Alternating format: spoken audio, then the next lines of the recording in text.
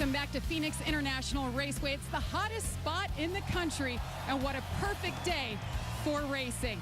Now we're down to 2 races to go in the NASCAR Nationwide Series Championship, and there's 2 drivers vowing for their first NASCAR Nationwide Series Championship. The man on top, Austin Dillon, 6-point advantage, and he told us in Countdown they unloaded with the best car they have had all year long. They made minimal changes, and they qualified right here on the front row. A win today would be the first of the year. Vince Welch. Well, Sam Hornish Jr., who comes into this race trailing by 6 points, says that this has not been the greatest weekend for them. In fact, they've struggled a bit with their race setup. Hornish says the changes they have made give him confidence that he'll have a car to work with here today. Now, the key, Hornish says, is get it right by lap 200 and make the right call. 4 tires, 2 tires, or no tires, you got to make the right call at the right time. Let's say trackside for our pre-race ceremony. And now, for the most famous words in motorsports, please welcome your Grand Marshal, the president of ServiceMaster Clean, Tom Koba. Drivers, start your engines!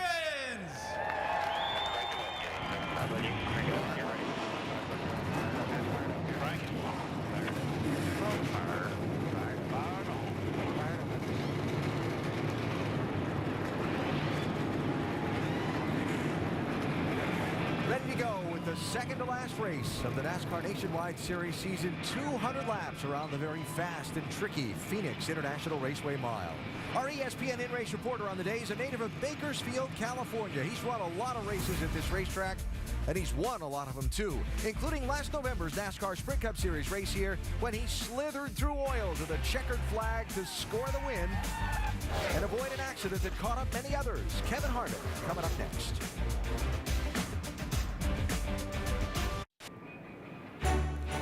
Phoenix International Raceway in a spectacular setting to the south and west of downtown, getting ready to celebrate its 50th anniversary in 2014. Tonight we are down to the second to last race of the 2013 NASCAR Nationwide Series Championship. 200 miles getting ready to go green in just a moment.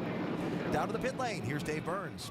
Well, Kyle Busch has 5 Nationwide Series wins here at Phoenix, AB. And in the spring, he started his pole run, 10 poles this year, the first of which was here in Phoenix in March. He's also led nearly 1,000 laps at this track. So if timing and luck go Kyle's way today, he will be tough to beat. Dr. Jerry Punch? This Roger Penske owned 22 car has won 12 races this year, folks, with 4 different drivers. And the driver driving it today, Brad Keselowski, has won 6 of those. Today is Brad Keselowski's final nationwide start of the year, and he has 2 goals in mind. Number 1, he'd like to win his first ever nationwide race here at Phoenix International Raceway. He's finished second 3 times. And number 2, he'd like to add to that owner's points lead to possibly give Roger Penske a chance to claim his first ever nationwide owner's title next week at Homestead Miami Speedway. Alan? Okay, Doc, thanks. And as the field of cars begins to roll out onto the racetrack, we get set to talk to our in-race reporter for the day, Kevin Harvick, who has won a lot of races here in the Valley of the Sun. In fact, Harv has driven his car into Phoenix International Raceway's victory lane 8 different times across the NASCAR National Series. Looking to add to that total today as he goes from the 3rd starting spot, DJ. Hey, Kevin, Dale Jarrett, ESPN. You have a copy? 10-4, Dale. All right, Kevin, thanks for talking with us. Hey, Kevin, I've watched practice here for the last couple of days. Haven't seen many cars venture out of that lane and a half groove that you have. My question to you is, you being a driver that I know likes to go around the bottom when he can, will we see an upper groove come in, or is the second groove going to possibly be the apron here today? The second groove is going to be tough. There's a lot more rubber down after the cup practice than I initially had anticipated, so hopefully our bad boys buggies Chevy will stay on the bottom today, and we can keep our track position and do what we need to do to try to win this race. Hey, Kevin, our mailbag question comes from Adam in Toronto, and he asked, with all of your success at RCR, what are your feelings today with this being your last nationwide race with this team? You know, that's a great question. I think as I got in the car, I kind of realized that this was it. This was the end of this chapter. So, you know, we've been fortunate to have a lot of success and win a lot of races, be part of 4 championships, and you know, it's been very enjoyable. So, just got to thank Richard and everybody at RCR for being a part of it. And I know they've enjoyed winning races and championships as much as I have, and hopefully we can get one more today. Thanks. I appreciate you talking with us, Kevin. Hopefully you can go out on a good note with this race team. And he's going to talk to your crew chief, Nick Harrison. Hey, Nick, Andy Petrie in the booth. You have us? Yeah, loud and clear there, Andy. Hey, Nick, Goodyear brought a little different left side tire here, and we see a little more age on this racetrack. Is there going to be any opportunities for strategy with this tire? Yeah, I think so, Andy. And I think the name of the game is to keep all the track position you can and watch where the cautions fall and do what you need to do to keep your car in clean air all you can. And like you guys have just talked about, this team is used to collecting nationwide insurance trophies, and I just hope that I can fit in the role here. And we've worked on our balance with big brake opening and keeping the brakes cool and keep the tires under and let Kevin do what he needs to do, and I believe we can do it. Just get him in position at the end, let him take care of it. Yeah, Nick, I know it's a great opportunity for you to work with Kevin Harvick, so good luck today. Thanks for talking to us, buddy. Yeah, it sure is, and thank y'all. Final lap before the green flag. High-definition onboard cameras riding today with the championship contenders. Austin Dillon has our AdvoCare on board. Yeah, boys, good job, man. Just remember, everything's going to be all right. We're going to have a good day. Have some fun. You guys are having fun. We're going fast. His title rival, Sam Hornish, has our Goodyear on board. Be safe up there, buddy. Keep him out of trouble. You're doing a good job this year. Appreciate all the help, man. Heck yeah. I'll be right here. There you go. Tab Boyd, the spotter there. Matt Kenseth has the GameStop on board. Brad Keselowski, the Ford EcoBoost camera. Justin Allgaier, the Nationwide Insurance on board. Kyle Larson, the Sunoco on board. Kevin Harvick with our Chevy on board. And Kyle Busch starting on pole with our Toyota on board. So 200 laps, 200 miles around this 1 mile track. The narrow front stretch, the different shaped ends of the corner, and that dog leg kink in the middle of the backstretch. Always so tough and tricky. We'll see how this one turns out. Yeah, they're getting ready to see a different racetrack than what they've seen this weekend, though, right now.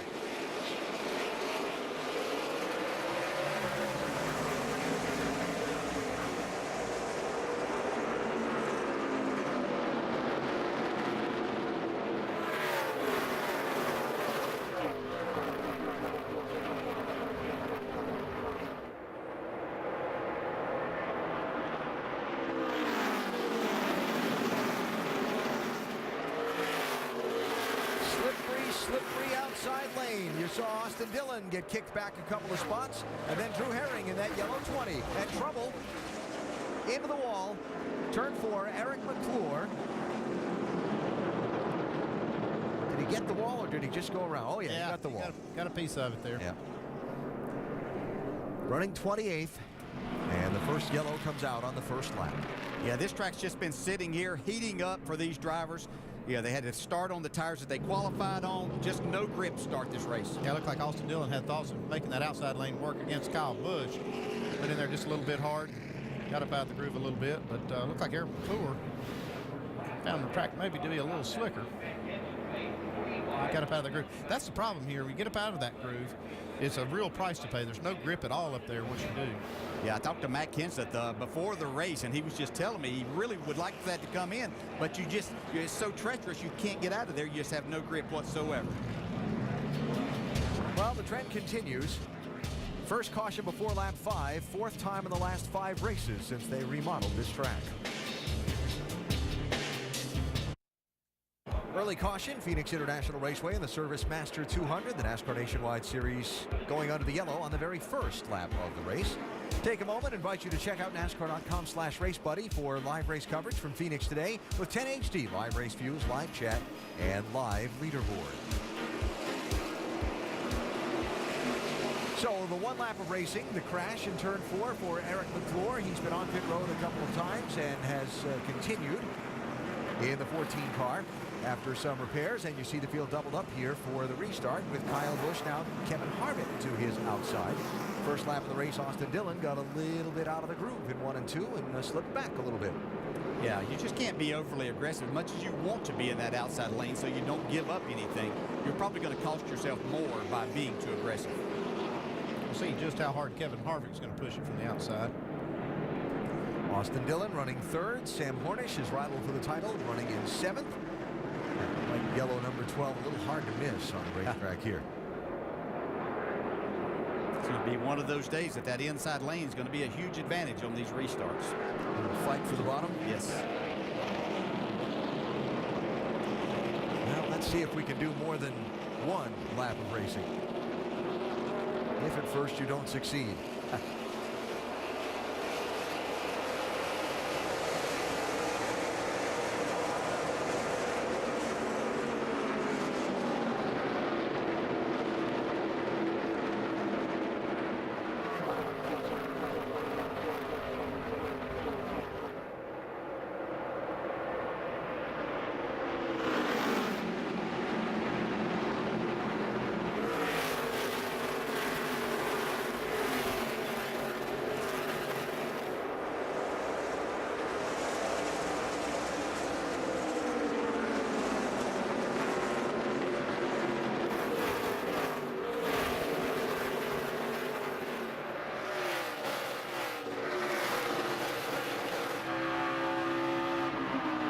Bold move by a man racing for a championship right there. Yeah, but he did have his teammate there to his right side. It looked like Brad Keselowski kind of yielded to him, let him have the spot. That could have been a tight spot for him, Ruth. Kyle Busch leading second place. 33 Kevin Harvick, by 3 Austin Dillon.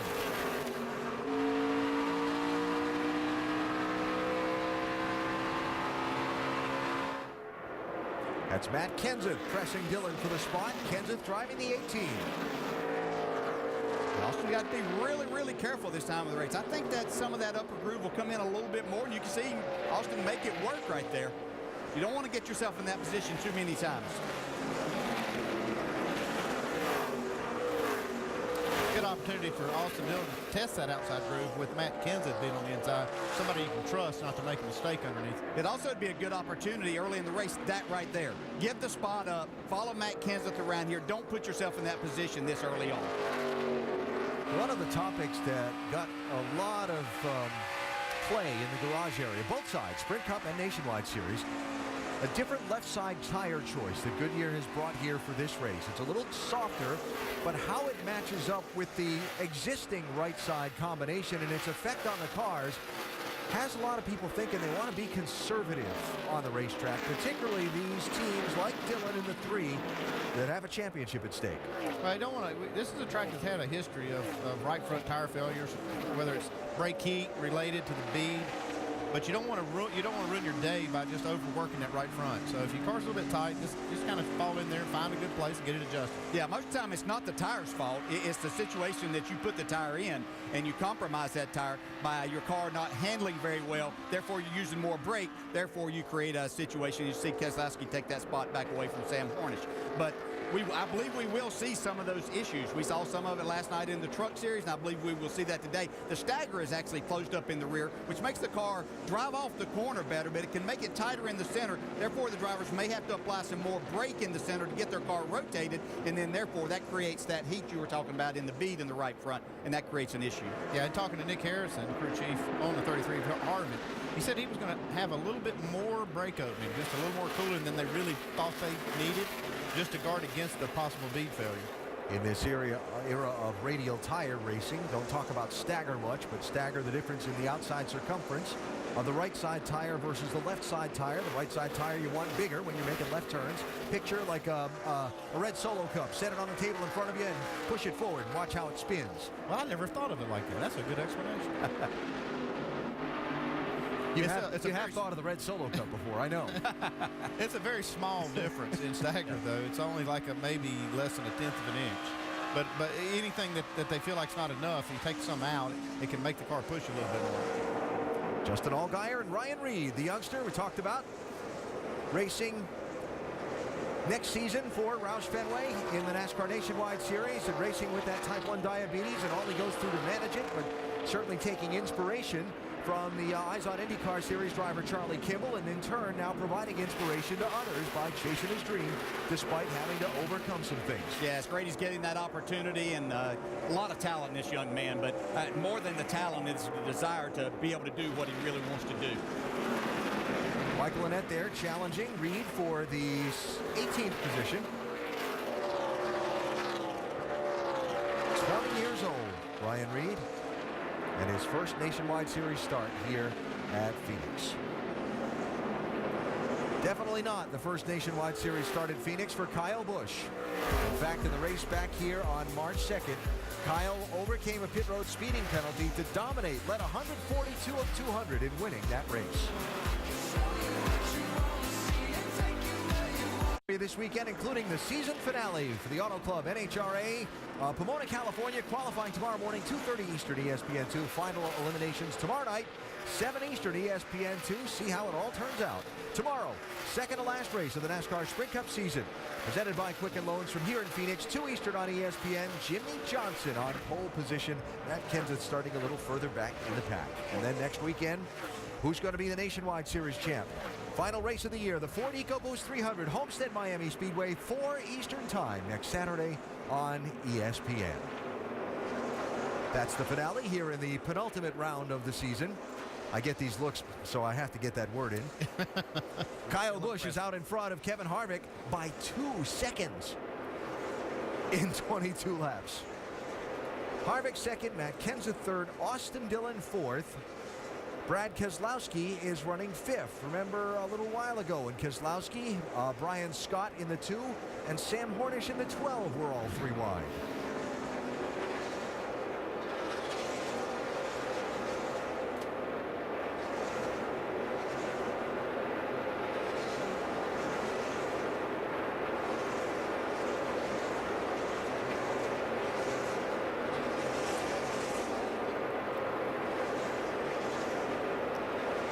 Brad gave way and gave this report. We want to rank each other on lap 2, running 5th and 6th. Don't make much sense. That's 4, man. That's a mover champion right there. 3 back to the crowd. Well, I mean, I said at the time I thought it was a little risky for Sam to be making that move. He pulled it off with the help probably of his teammate. Just gives you such a terrible angle to go into turn 3. You really have to be under control. You have to slow down so much. Take a chance of getting run over from behind, but they made it work. So Sam started 6th. He's running back in 8th, Vince. Well, they have lost a couple of positions, Alan, and Sam not particularly happy with the way the car is reacting either. Says that he really feels a chattering in the rear tires. You know, they've worked all around this setup. They've been too loose, too tight, haven't really found the sweet spot throughout the course of the weekend. Doesn't look like they've got it here early on either, but got some time to work with it. Remember, it's a short race, so you don't want to be too far off at the beginning. Yeah, Vince, following up on your report, Sam telling you before the race that he, adjust the car and have it ready to go for that lap 100 mark or so, because it is only a couple hundred laps around here, and you're only going to get a couple of cracks at it on the pit lane. And sometimes you have to kind of make a bigger swing at it as a driver and crew chief, because you know you're only going to be on pit road a couple of times. 3rd place, check that 4th place here. Austin Dillon 3, Brad Keselowski 22.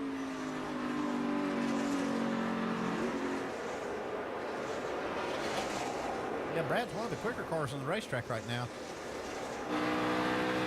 Actually, a little bit quicker than the leader, Kyle Busch. You've both been in position of leading these championships down into late stages of a season. How does that weigh on the shoulders of this young man behind the wheel? Yeah, I had a talk with Austin yesterday, just kind of getting a feel for it, and he's certainly feeling pressure, and you should. He was asking about even being nervous, and I say, yeah, you have to be. That's the competitor inside you. It's how you harness and use that to your advantage. I said, the champions are the ones that really make that happen. So he's feeling that, but he's also excited about his opportunity to win this championship. Yeah, it is a good opportunity, and it is a lot of pressure, not just for the driver, but for the whole team, really. Because championships, they mean a lot. That's what you do it for. And so these guys know this right there in front of them. And so this championship is going to come down to 2 guys that are really going to fight hard for it. Vince? Well, Andy, they've been pretty happy with their race car this weekend. It unloaded with good speed and balance. In fact, they said they had some of their best practice runs of the season. But right now, they're not happy with the way the car has started. Austin just reported it really doesn't have a very good balance, and he's struggling particularly as he tries to get into turn 1. Right there. Yeah, I think it has a lot to do with the racetrack changing so much from when they were on the track practicing yesterday. Been a lot of rubber put down since then. So Austin Dillon running 5th, Sam Hornish running 8th. They started the race Just 6 points apart for the NASCAR Nationwide Series Championship and just 2 races to go. Kyle Busch leading Kevin Harvick by about a second and a half, now encountering some lap traffic, but still hanging on to that number 1 spot.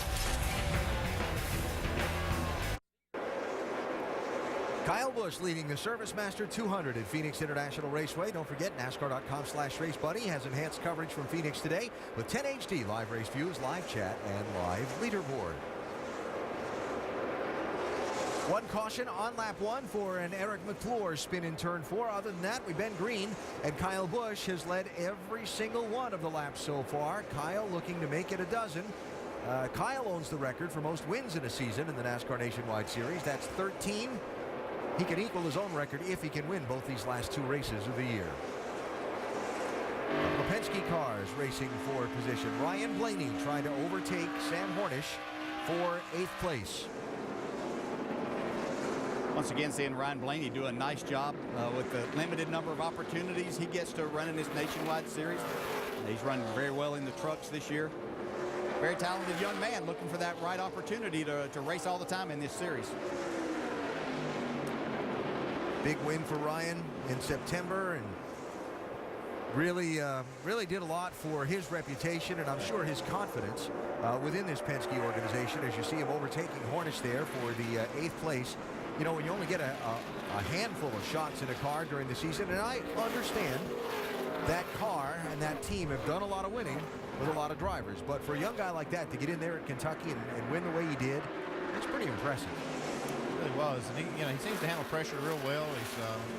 And he makes good decisions. He ran behind Sam right there for quite a few laps, then waited till the right opportunity, makes a clean pass on him, and looks like he has a really good car today. 19 years old. I've been watching Kyle Busch. You know, he's been working a lot of lap traffic, so he's kind of gaining and losing time to Kevin Harvick, who's in second. Now he's a little bit out of the groove right there. Just trying to gauge what kind of car he has, and it looks like he's got a really, really fast race car, and he's being overcautious in traffic.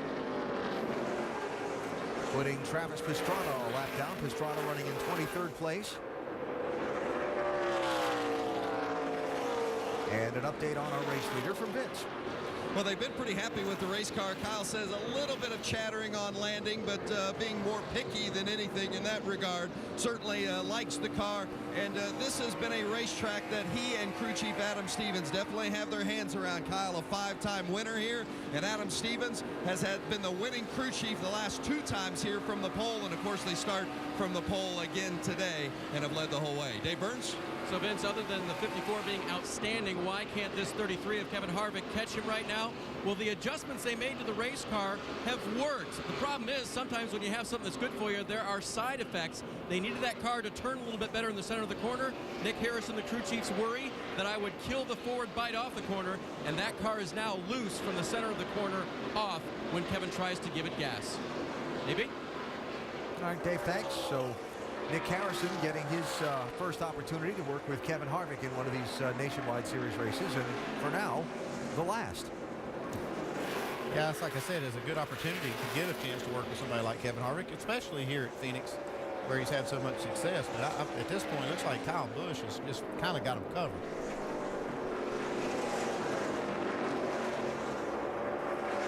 While Austin Dillon runs in 5th, Sam Hornish is continuing to slip and slide around. Sam and his team struggled with that 12 car in practice. Made a lot of wholesale changes to it this morning. Had a decent qualifying run. Gave him some cause for optimism going into the race, but he continues to slide back as you're riding with Kyle Larson, trying to take the 9th spot away from Sam.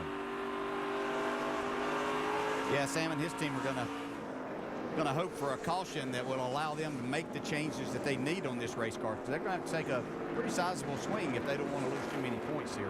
It's like you said, this race being as short as it is, not many opportunities to get that adjustment that you might need, and he really needs one now. Andy Zaramota's a crew chief. You come in and you're behind your rival for the title by 6 points. And I know we said before, you got to run the whole race. They don't pass anything out till they finish all 200 or more laps. Is there a point in the race that you go to damage control mode to just try and keep from losing any more ground than you have to and leave yourself a shot next week? Yeah, that's exactly what you do. But what you don't want to do is throw a Hail Mary to try to get try to gain points or try to get your car here where you can maybe be a little bit better and take a chance on really dialing yourself out. So that's a good point you bring up, and I wouldn't do that if I was a crew chief in this position. You just do your deal, play the hand that you're dealt, and try to make good decisions on making the adjustments without putting yourself in danger of actually having a bad day. Yeah, and we've actually seen their mile-and-a-half program probably be their strong point in the year. So that's where they're going next week, to Homestead, mile-and-a-half track again. They have that opportunity. If they can just keep this within reason, then they can apply that pressure whenever they get to Homestead. But you want to have that opportunity. So, run the whole race. Don't panic. Act accordingly. The recipe from our championship crew chief as he watches, along with the rest of us, Sam Hornish running in Phoenix. Despite all the news off the field for Miami, a win on the field Monday night keeps them in the playoff chase. Ryan Tannehill looking to get the Dolphins above 500 when they go on the road to face Vincent Jackson and the Bucs, who are still looking for their first win of the season. Monday Night Countdown starts things off at 6:30, then Miami and Tampa Bay, Monday at 8:25 on ESPN and live on Watch ESPN. Yeah, they'll certainly be glad to get to the football field. Yes, they will. Here at Phoenix International Raceway, a quarter of the way home in the second-to-last race of the NASCAR Nationwide Series season. Kyle Busch started on pole. He's led every lap so far, seeking what would be his 12th win of the season and a season sweep in the Nationwide Series at this track. That's the gap, first to second. It's 2.5 seconds. Kevin Harvick running in the number 2 position. From there on back, we go up to speed with Nationwide Insurance. Check in on Brad Keselowski with Vince. Well, Alan, Brad currently running third. He's already won 6 times this year, including last week at Texas, where he led more than half the race. He's earning his money today, though. He is really having to work the wheel. In fact, the team came to him on the radio and said, "We see you in there swatting flies," referencing how he's working that wheel back and forth. But still, Brad Keselowski, always one you're going to have to deal with. Jamie? And running behind him in fourth is Matt Kenseth, and despite having the championship in the Cup Series on his mind, his focus right now is in the Nationwide Series race. He'll be back in this car next week as well. So far, Matt's saying the car just feels loose, feels like there's too much air in that right rear tire. Look for a 2-tire stop on the first pit stop. Vince? Ella, looking back at the 3 car of Austin Dillon, currently running 5th. This is the same car they raced with here in the spring and finished 6th, but they brought a different shock and spring package this time, and they feel like it's really made a difference. Right now, Austin says the car's a little too tight off 4, but otherwise pretty good. Dave? Ryan Scott's on a roll right now. A career-high 13 top 10s this season, including an 8th place finish last week at Texas. Today, if they're going to continue to do that, he's running well now in 6th position. They're going to have to improve the forward bite and also help the car turn a little bit in the center of the corner. Behind him, the 7 of Regan Smith, running now in the car that is not quite to his liking. What he'd like him to do is fix both ends of the track, and he's different on both ends. In turns 1 and 2, he wants to spin out loose. In turn 3 and 4, the car is tight. We'll see how they do, Doc. And back behind him in the 48 car, making only his 3rd start this year and 16th of his career in the Nationwide Series, the young man who won at Kentucky, driving for Roger Penske. Ryan Blaney, a 3rd-generation driver, said the car is free all the way through and around, but he's been searching around the racetrack, able to make a pass by Sam Hornish and move into 8th spot. Now behind him, talking about the youth movement in the Nationwide Series, how about this 21-year-old Kyle Larson? 3 times this year he's been a runner-up, finishing 2nd in this car at Bristol by 23 thousandths of a second to Kyle Busch. Larson says the car a little bit snug, middle off in 1 and 2, but he's okay in 4. Vince. And running in 10th is Sam Hornish Jr. Came into this race trailing in the championship by 6 points. We've documented how they've had some issues, some struggles throughout the course of the weekend. Crew Chief Greg Irwin said, "I'm not quite sure what we're going to have to start the race." Well, what they've had is a car that's been a little bit of a handful. Sam says it's not rolling the center the way it needs to. Dave? Talking to Justine Allgaier's crew chief, Scott Zipadelli, earlier today, he said the biggest problem we have is the middle of turns 1 and 2. We're losing 0.2 of a second there, and it hasn't gotten much better. Super, super tight was the driver's call at the beginning of this race, and he's still struggling with the handle on that 31. Doc? And back behind him, the 77 driver, that's Parker Kligerman. This is Kyle Busch Motorsports. This team's been told essentially they have 2 races left, and they may be out of business unless a sponsor steps up for next year. So Parker needs to make something happen. Right now, his car is struggling center off in turn 4, very tight center off. And behind him, who can forget what has happened the last 2 years to Elliott Sadler? He came here in the fall of 2011, the fall of 2012, with a chance to win the championship, only to have horrible luck. Today, Elliott Sadler, who didn't qualify well, but got a really good car in a race configuration. He's biding his time, being patient until that first pit stop in about 10 or 11 laps. Back behind him is Trevor Bayne. Trevor trying to get his third career win. Trevor saying the car is handling fine. He said, but guys, I got nothing when I hit the throttle. He said the car seems dead when I push on the throttle. No gear up off the corner. He just won't go anywhere. Maybe. All right, Doc, thanks. Change for second place. Brad Keselowski has just gotten around Kevin Harvick for that number 2 spot. Yeah, it didn't look like Harvick put up much of a battle there. He kind of let the 22 go because he's come from a pretty good ways back. One of the quickest cars on the racetrack. We'll see now if he can eat into that lead of Kyle Busch. Yeah, he's already done that. He's cut hit. He was over 4 seconds back, so he's got it down to just over 2 seconds behind right now. So Kyle Busch, Brad Keselowski, 54-22, running 1 and 2. Gee, what a shock. Yeah.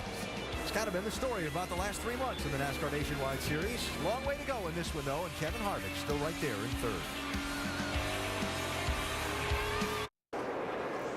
81 degrees, sunny afternoon in Avondale, Arizona, to the south and west of downtown Phoenix at the Phoenix International Raceway, where the NASCAR Nationwide Series second to last race of the season is ongoing, being led by Kyle Busch. Kyle has led all of the laps so far. Brad Keselowski has moved to second.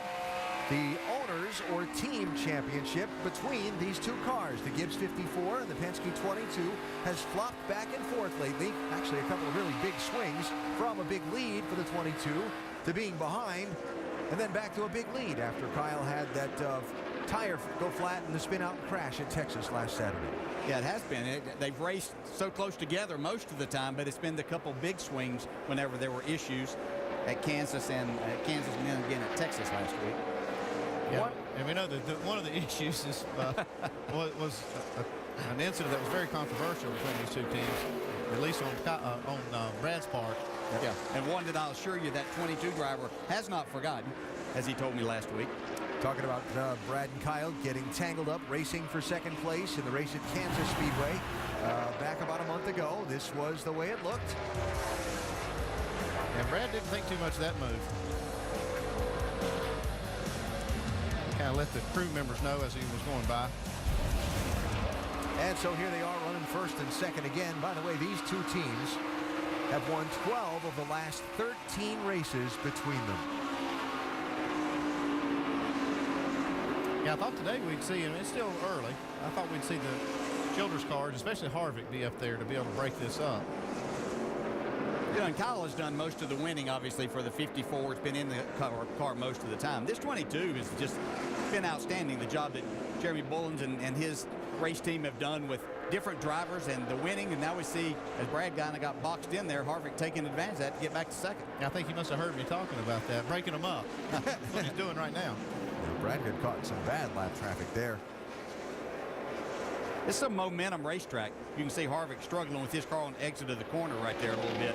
I think that's one of the things. I mean, Kyle Busch is good at a lot of places, but with these cars, the less horsepower that they have, the tapered spacers that they have, it makes it a Kyle Busch type of racetrack. And if he gets that car just anywhere close to like it is today, he's going to be hard to beat because he just does such a good job with keeping that momentum up. I haven't seen one of these racetracks that wasn't a Kyle Busch racetrack, especially in this series. Andy, let's talk a little strategy here. With the tire combination, the recently repaved racetrack and so on, the last couple of races here, we've seen a lot of just 2-tire only stops and a lot of what I call leapfrog pit strategy. The back half of the field comes in, then they stay out the next caution when the front half of the field pits and so on. Now that we're down to just 17 cars on the lead lap with this long green flag run, is it going to change what we see on the pit lane when these cars start making stops? Yeah, this time if the caution comes out, you're going to see most of the front runners, if not all of them, take 4 tires because it's going to take 2 cans of fuel, and it takes just about as long to put 4 tires on as it does to put in 2 cans of gas. So you'll see them do that, and that leapfrog strategy may come later when we see shorter runs, 20, 30 lap runs. And right now we see one of the first cars on pit road. It's the target car of Kyle Larson. Doc? Yeah, Kyle Larson, we talked about the fact that he was really tight in 1 and 2, 3 and 4 was really good. So now Kyle will come in, and as you guys said, they got no choice but to go ahead and put 4 tires on here and make a chassis adjustment and air pressure change. With the less stagger on the left side tire now, these cars seem somewhat numb to adjustments. They had to make a sizable adjustment, as you saw in the left rear there on the 32, to get the car to be a little bit freer middle off. Larson down and away. Dave. In need of Sunoco fuel, Kevin Harvick brings the 33 to pit road. The car is still loose. They are going to make a wedge adjustment along with changing 4 tires. There goes the wedge adjustment on the left side of the race car. Crew going to the left side now to change tires, and Kevin will leave pit road having given up second place, actually third place. Doc? Parker Kligerman said, we are tight, middle off. I'm losing the nose trying to get up off the corner. 1 round up on the track bar, 4 tires and fuel on the Kyle Busch Motorsports car, trying to get a top 10, if not a top 5. Lengthy pit stop, over 20 seconds. Dave.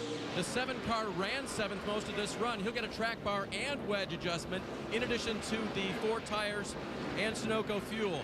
Wedge adjustment now being made on the left side. Yeah, Regan Smith mostly on this run was complaining that the car wanted to spin out in turns 1 and 2, and it was tight in 3 and 4, so a bit of a challenge for Greg Ives to get the adjustments here. As for Brian Scott, running 6th most of this run, losing the right front, he was saying, worried that the car was way too tight on that.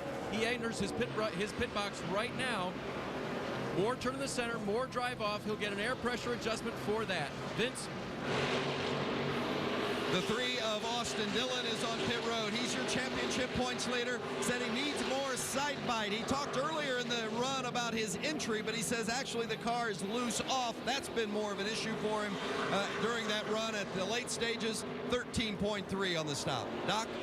And here's the youngster Ryan Blaney. He said, I just have no grip, in, middle, or off. I need rear grip in the car. They made a chassis adjustment right rear. Kevin Buskirk, the crew chief, runs the R&D program for Penske. Also air pressure, he's away. Vince, here comes the 54 of Kyle Busch, warning him about speeding on pit lane and also not sliding through the box. Kyle Busch has been your leader in the dominant car throughout.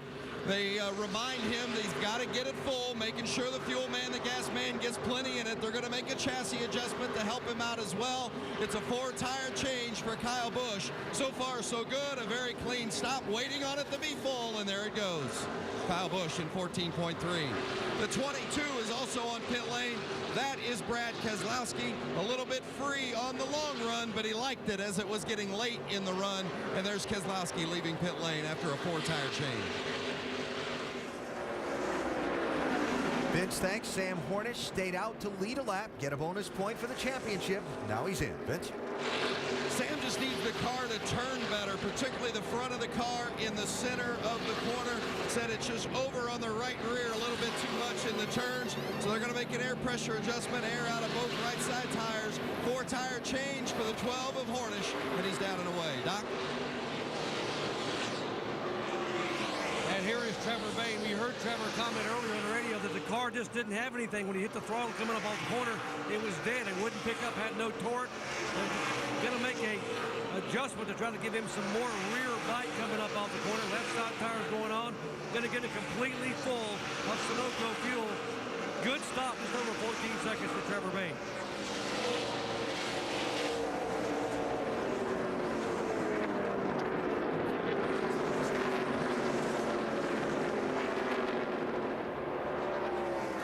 So things cycle through, and Kyle Busch is back out in front with the race lead by some 7 seconds over Brad Keselowski. Check that, 4 seconds now as the scoring cycles around. Now sometimes that's kind of skew the results on our monitor when they're in the middle of these cycles.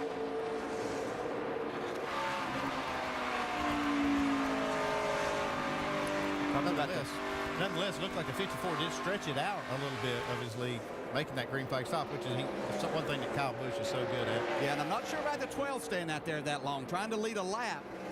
Stayed out there a long time, lost some more time on the track to the leader. Well, and here's the other thing. Apparently, with where his pit stall is and how things cycled out, he never actually led the lap. Yeah, backfired on him. Yep.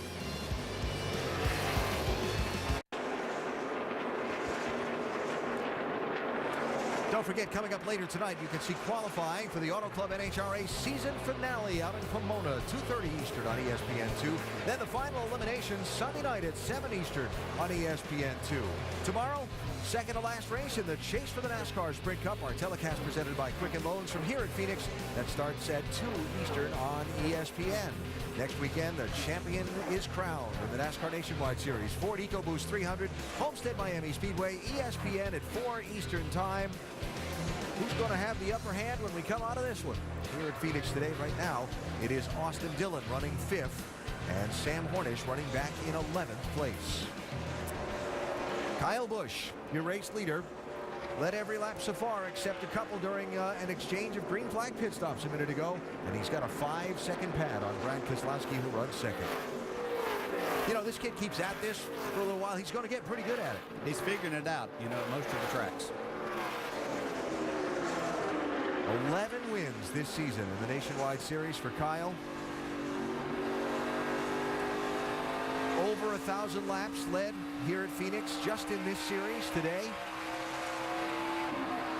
He's got a Sprint Cup win here. He's got a couple of Camping World Truck Series wins here. And of course, Kyle, the all-time leading race winner, all-time in this NASCAR Nationwide Series. That's incredible when you think these races are only 200 laps here at Phoenix. That's equivalent to about 5 complete races, 1,000 laps. That's incredible.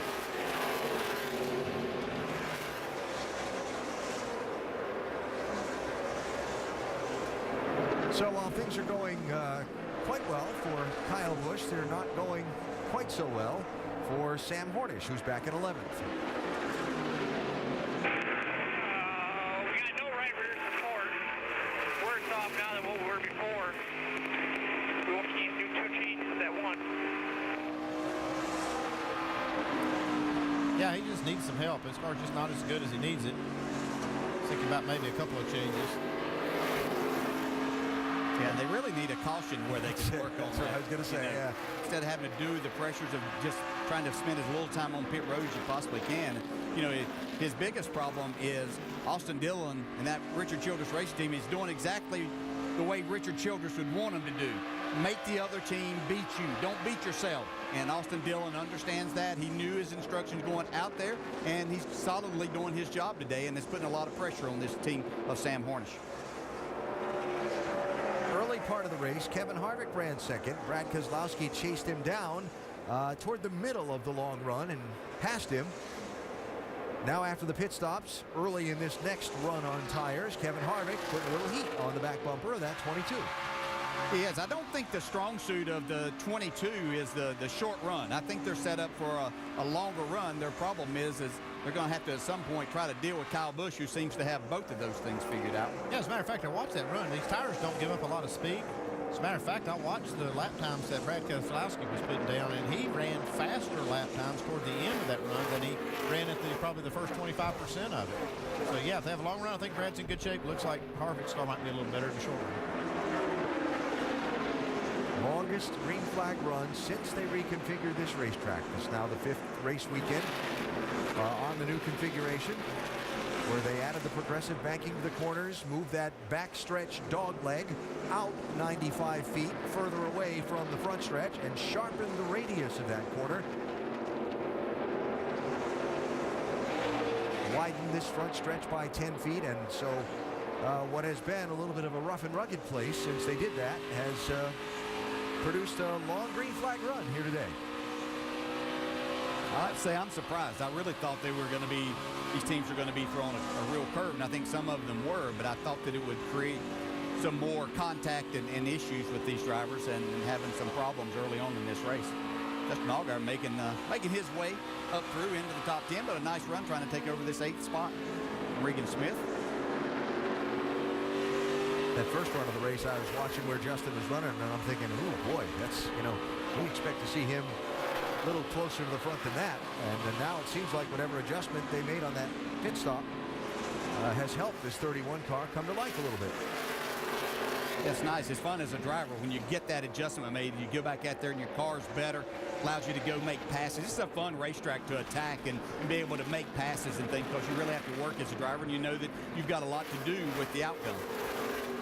So Allgaier up to the 8th place. Next position for him is the 48 of Ryan Blaney. When Kyle Busch comes back around to the start-finish line, he'll see the cross flags. We're halfway home in the ServiceMaster 200 at Phoenix. And Kyle's done a lot of the leading. We are about halfway, just past halfway of today's race, and so far it has been all Kyle Busch, Rusty Walls. Mike, we're seeing about the same picture we see every single week out of Kyle Busch. Right now he's led 102 laps, the most laps. This guy's got 11 wins so far. He's going for win 12 today. And meanwhile, the championship battle is what we've been talking about throughout the course of the weekend. Sam Hornish Jr., Brad, trying to reel in Austin Dillon, but the day has not gone his way. You know, he's really struggling, Mike, and I tell you, he's only about a half a straightaway ahead of Kyle Busch. He's that close to going a lap down. He really needs to pick up the pace. And caution is out on the racetrack. We saw a caution on lap number 1. We went green flag racing to this point, but here on lap 105, the yellow is back out on the racetrack, which gives us some time to talk about what we've seen transpire so far. Welcome back into the Quicken Loans ESPN pit studio. Mike Massaro joined by Rusty Wallace, Brad Doherty, Ray Evernham, and we've been talking about the championship. We talked a little bit about Sam Hornish Jr. struggling, but Austin Dillon has been the model of consistency, Ray. Really has. Just as we said, he's been best in class so far today. He's been the first full-time nationwide guy, following 4 Cup guys. Car looks good. He's staying consistent, running good, solid 5th place. Yeah, and that's what he's done all year long. This young man continues to put himself in positions to take advantage of the potential that he's going to have throughout the day. But the problem is for Sam Hornish, he really got a great break right here, because now they can adjust and work on that race car, because he's a little bit off. He's almost going a lap down here. I tell you, well, I'm very, very concerned for Sam Hornish right now, as you said, Brad. I mean, he just can't get anything going right now. Almost getting lapped. He needed us very, very bad. But you saw this coming yesterday when they couldn't get their practice going right. Their practices were not good. He took a Hail Mary for qualifying. Worked out pretty good for him. But the bad handling car reared its ugly head again today. So now this team's in trouble.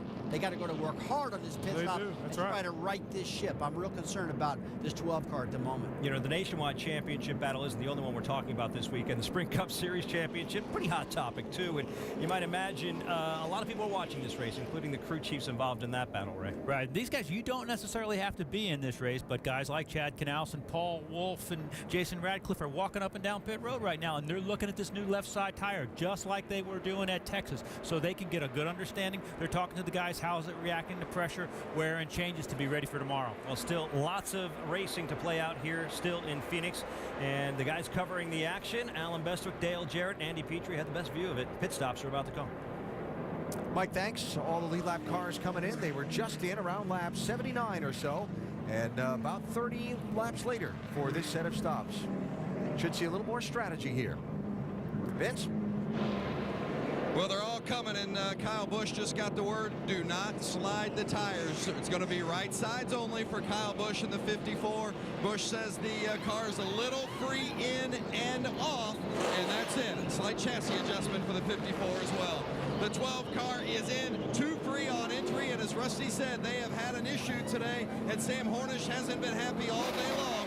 Tires and a chassis adjustment for that 12 car of Sam Hornish Jr.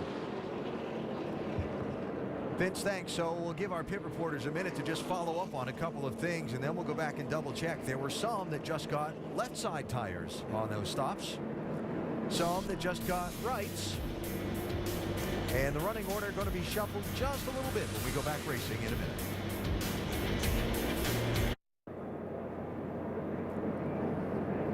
Under the second caution of today's NASCAR Nationwide Series race, Phoenix International Raceway, caution when the NASCAR official that works in the spotters stand on top of the grandstand between turns 1 and 2 spotted a piece of debris on the racetrack and radioed it down, and that's the reason for the caution flag. A variety of pit stop strategies played by some of these front runners under the yellow. Race leader Kyle Busch, championship leader Austin Dillon, Brian Scott just taking right side tires, had some others like Matt Kenseth and Kevin Harvick just take left side tires, and had one, Sam Hornish Jr., take 4 tires on his stop. I like the idea of Hornish getting 4 tires and making some adjustment to that race car where they can keep up with it. Nothing much for them to gain by just changing 2 tires. They weren't going to get any spots there. Yeah, what happened was they were just a few cars from being the last car on the lead lap. So why not do that? Go ahead, you're not going to lose much, and not, like you said, not much to gain because everybody getting 2 tires. There are the relative positions and strategies of the top 2 in the championship as we get ready to go with 89 laps left in the race. Free pass, Alex Bowman. You saw cars going past the pace car. 11 cars got wave around, 6 of them back onto the lead lap. Michael Annett, Drew Herring, Brad Sweet, Parker Kligerman, Mike Bliss, and Kevin Swindell getting back on the lead lap here by not pitting under the caution. Here's your restart order. And again, this will be with 89 laps to go. Austin Dillon and Sam Hornish both restarting on the outside. They'll have to be careful up there.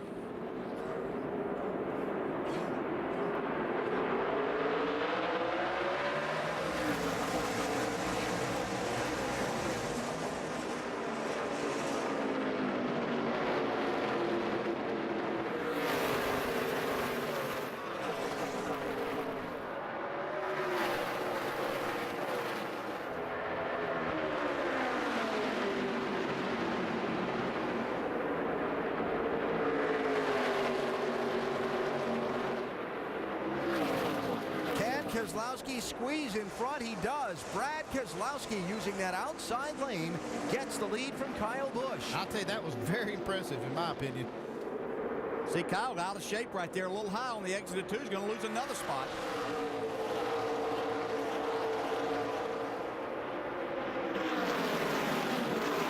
He's had that clean air the whole race, Kyle Busch has. He doesn't have it now, though. We're just trying to battle back inside the top 10 here.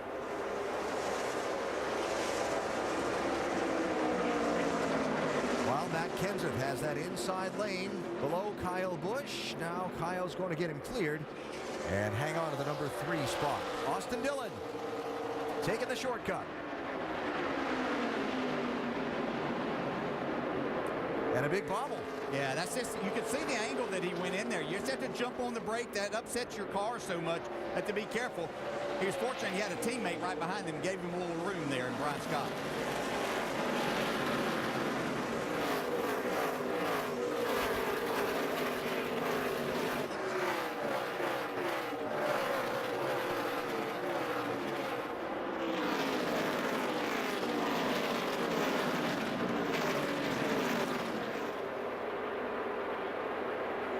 Ryan Blaney, 48, working on Sam Hornish, 12, while just ahead of them, Regan Smith, 7. Kyle Larson, 32. 8th and 9th, 10th and 11th.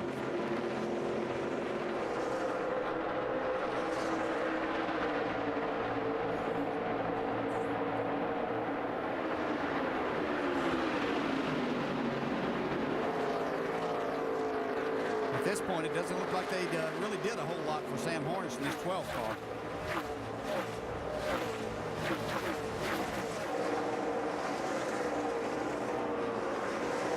Trevor Bayne working on Hornish for the 11th spot. While Kyle Busch gets around Kevin Harvick back to 2nd.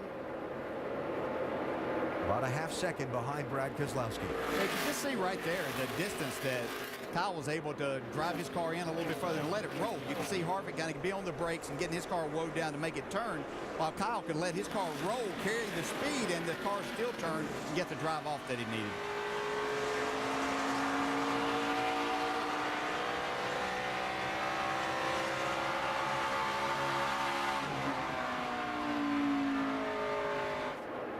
And Sam Hornish losing yet another spot. I'm like you, Dale. I think they've hurt this car.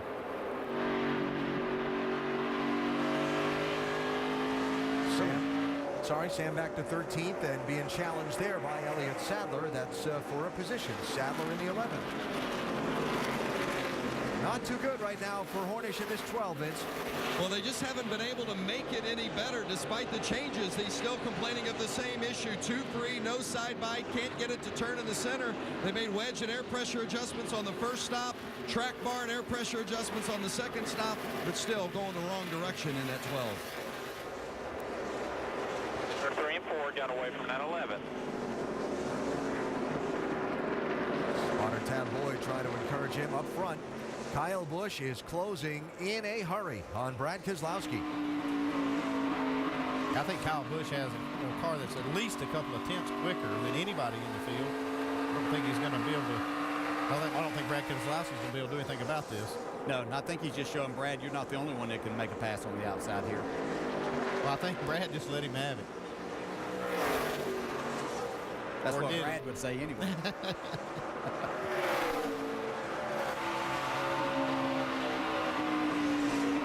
He wouldn't be thinking about payback right now at this point in time. I wouldn't. The inside, would he?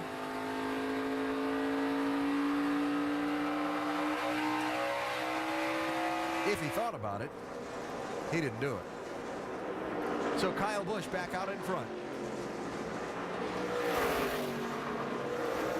Using every inch of that racetrack off the 2. Yeah, he's driving it hard. He'd like to put a little distance between him and that 22 right now.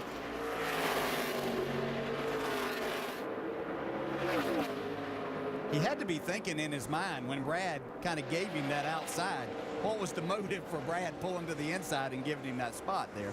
See Austin Dillon picking up another spot.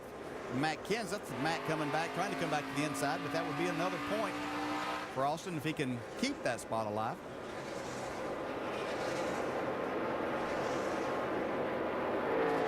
So Austin Dillon to 4th place. Sam Hornish back in 13th. And you see the running total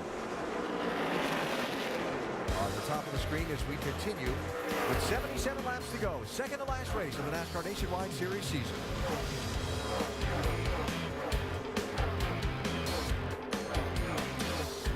Saturday Night Football presented by Windows tonight. Notre Dame and Pittsburgh played 3 overtimes last year in South Bend. Tonight, the encore moves to Heinz Field. Ryan Kelly's Fighting Irish needing a big win to move closer to a major bowl bid, while Paul Chris Panthers look for the upset to keep their bowl eligibility alive. Number 23, Notre Dame at Pittsburgh. Saturday Night Football presented by Windows tonight at 8 Eastern, 5 Pacific on ABC. Little playoff racing here in the Valley of the Sun. Phoenix International Raceway, second to last race. NASCAR Nationwide Series campaign. Kyle Busch leads. Brad Keselowski second. Austin Dillon 4th. Sam Hornish 13th. Those are the major players in the Owners and Drivers Championships, respectively. And a pretty good fight here as Matt Kenseth in that 18 is sliding back into the pack. Yeah, I don't think 2 left side tires agreed with his setup at all. Got one around in turn 2. And the caution is out. Brad Sweet has spun. Something broke.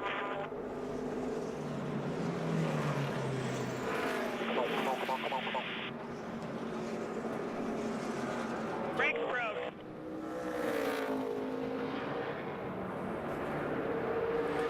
Brad was in 19th place.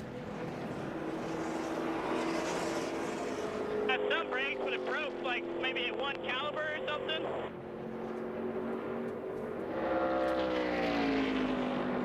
Okay. Yeah, you're going to see Brad Sweet up. He's completely out of the groove sideways. Getting in the corner possibly. I don't know. Sounded like he had something going on. Yeah. Ooh, look at that. Brake problem. That's narrow miss there. Nice job, Mike Bliss. Yeah. What could have created that? You can see. That was a great move there to dodge that. A lot of times it got some shade down there now. It's kind of hard to see those cars when that happens. You go from the sun into that. But if he is having a brake issue, he carried too much speed in the corner, and that car just couldn't get it slowed down to make the corner. I'll tell you what, that was a driver's side shot there that Mike Bliss avoided. So nice job by him. After the brakes broke on Brad Sweet's car. Sorry, I couldn't resist. Free pass to Ryan Reed and caution for just the 3rd time in this race. Leaders all just on pit road. Lap 107. We're here at 131 now. Yeah, this is inside the pit window, though. They can make it on fuel to the end. You're going to see a lot of guys come in and at least get fuel. May see some 2 tires. Pit road is open when the pace car brings them by the opening to the pit lane this time. So expect the people like Matt Kenseth that just changed lefts are going to get rights here. The guys that just got rights, we'll see. Yeah, they may just get fuel. It's caution a break, by the way, for the people that took the wave around to get back on the lead lap. Like Drew Herring and Michael Annett and so on.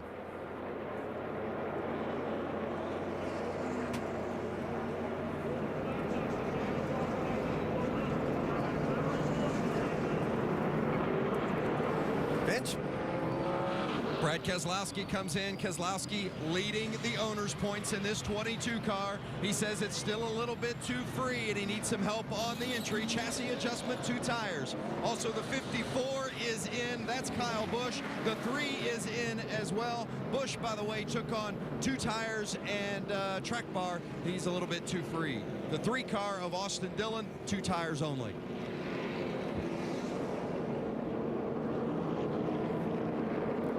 And 3 with just fuel only. And a couple who didn't pit at all, including one of our championship players, Sam Hornish, who stayed on the racetrack under this yellow.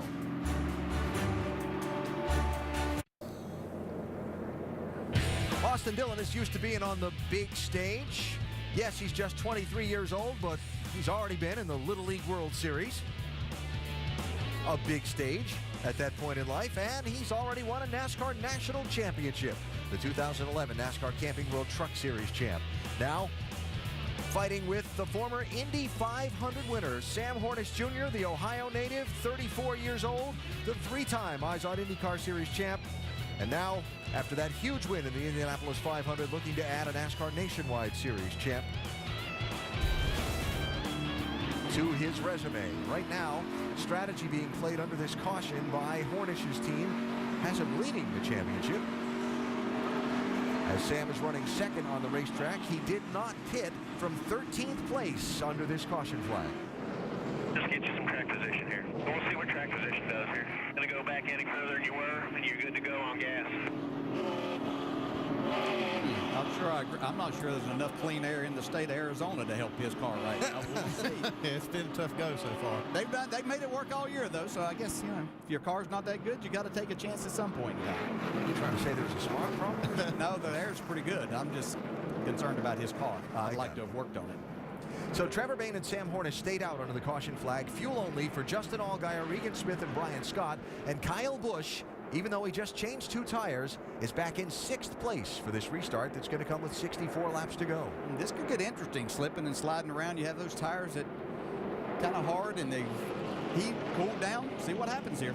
Remember what Greg Irwin said, as long as you don't slip back further than you were. He was 13th when they made the strategy call.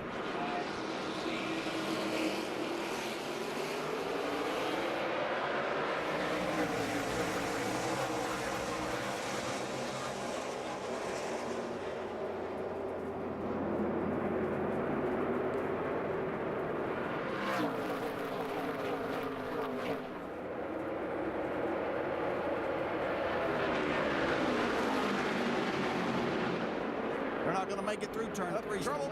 Yep, Kevin Swindell into the wall, cautions out.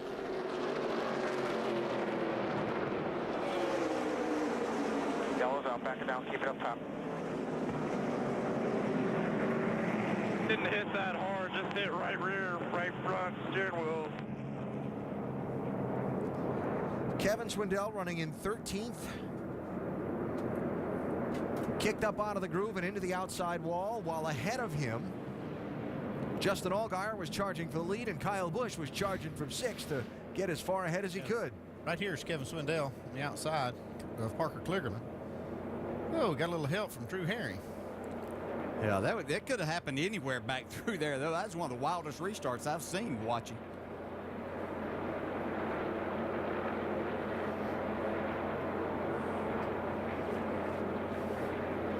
You see him right here. Another view of this.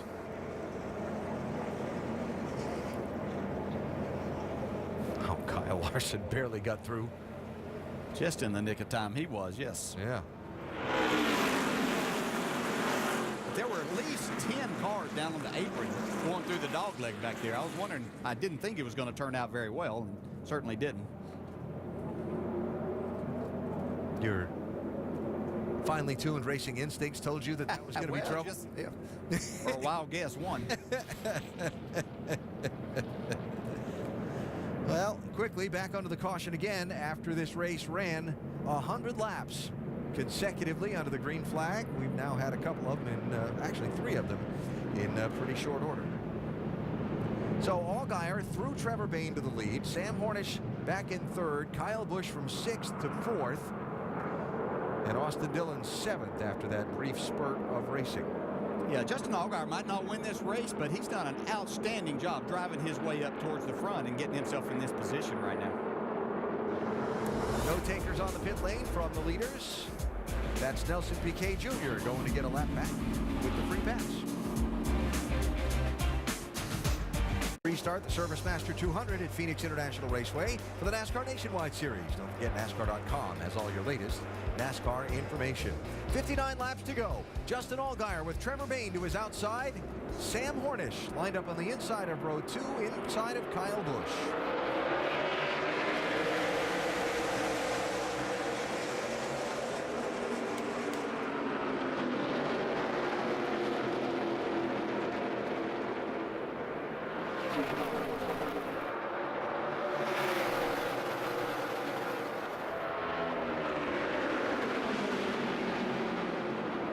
Oh, Brian Scott into Keselowski, into the wall.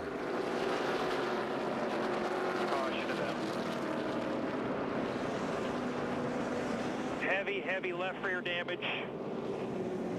The leader of the Nationwide Series Owners Championship. I don't know what just happened, but I'm coming to you as soon as I open. Has just been crashed. And that changes that picture around just like that. Yeah, it looks like maybe Brian Scott got loose underneath the 22. Just not a lot of grip on these restarts.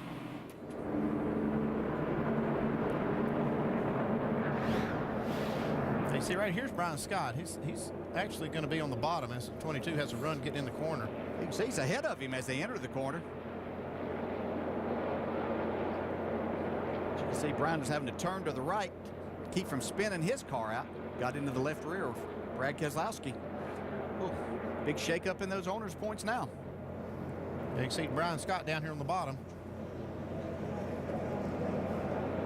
Yeah, he gets real sideways and just trying to correct it. Yeah, he actually got down with the apron a little bit. And you can use that apron to help your car to turn, but sometimes it'll grab that and make you loose, especially when you don't have a lot of grip.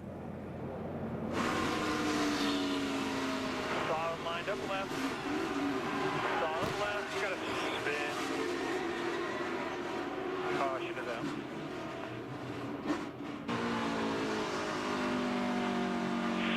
Outside. Go low. Stay low.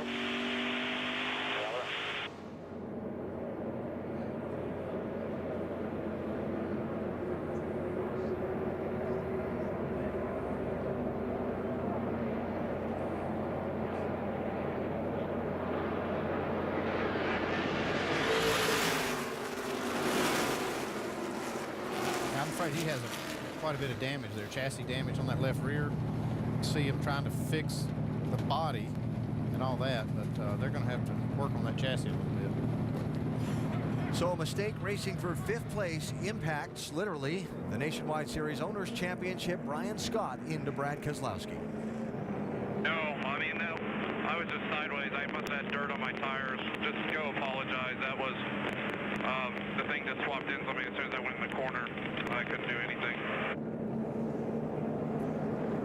And that pendulum swings again in that championship. The pendulum that swung in the favor of the 54 with the Keselowski crash at Kansas, that swung back in the favor of the 22 with Kyle Busch having the tire go down and crash at Texas last week. Now swings back the other way, and what was a 22-point deficit as they ran for 54 to 22 now looks like that as they run right now. See that tire rubbing on the right rear? They've probably shoved that rear end housing over.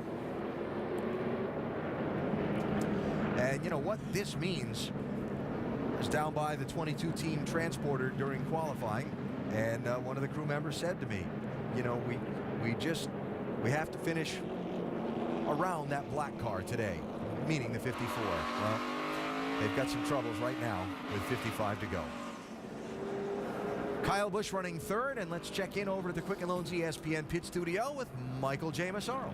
Thank you, Alan, and quite the turn of events, gentlemen. Just prior to that restart, though, we saw a round of pit stops, and one intriguing move was made by the 12 team. Sam Hornish Jr. did not stop electing to gamble there for track position. Ray, what'd you think?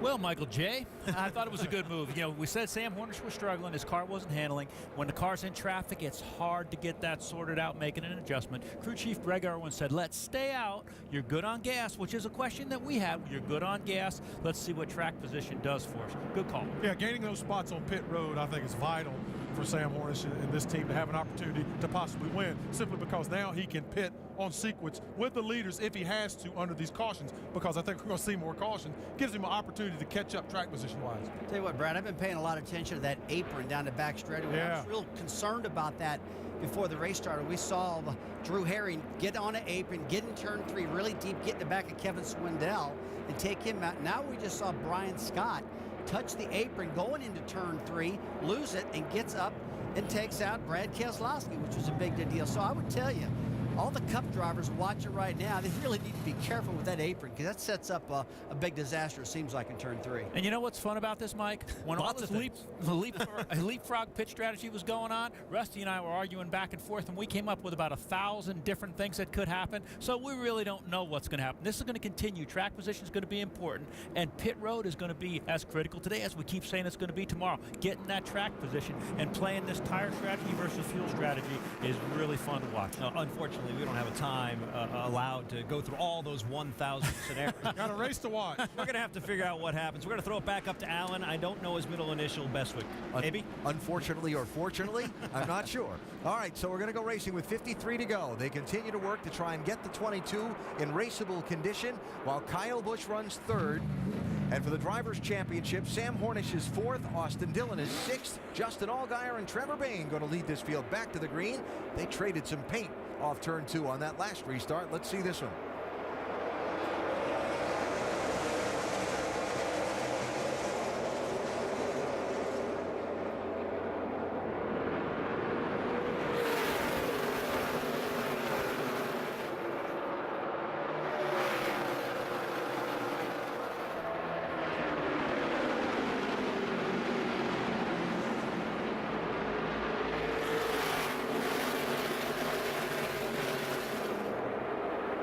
Trouble. Car on the wall. Caution out. Kevin Swindell again.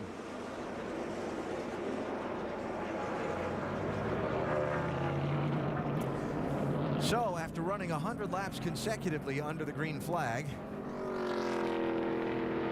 that is the 3rd time we've had 1 lap of racing and then another yellow consecutively.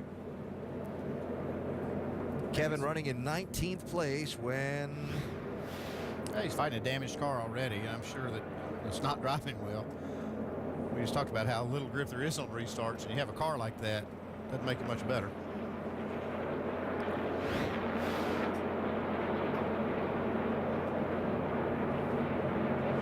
That was a little bit odd from that camera angle, the way he went in there, like he might have had some help. Could have. He sure wasn't having any help from the body of his race car even before that, as far as downforce and stuff goes. So, but he's pretty much taking it to the end now. Yep. Back to the garage. So tough luck there for Swindell, and cautions quickly piling up here now under the 6th caution of this race. Just joining us, had 1 on lap 1, then nothing until lap 105. Then they've been at 105, 130, 137, 142, and now 148. Here's a major story on the day. Continued efforts to repair Roger Penske's 22, leading the Nationwide Series Team Championship starting the day. Roger hoping to become the 2nd owner to win the Drivers' Championship and the Team Championship in the Nationwide Series with 2 separate groups. Roush Fenway Racing did it a few years ago. But one of those rash of cautions was that 22 car getting turned around from 5th position and into the turn 3 wall.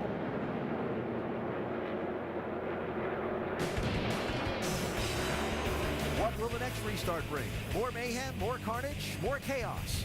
We find out together in a minute.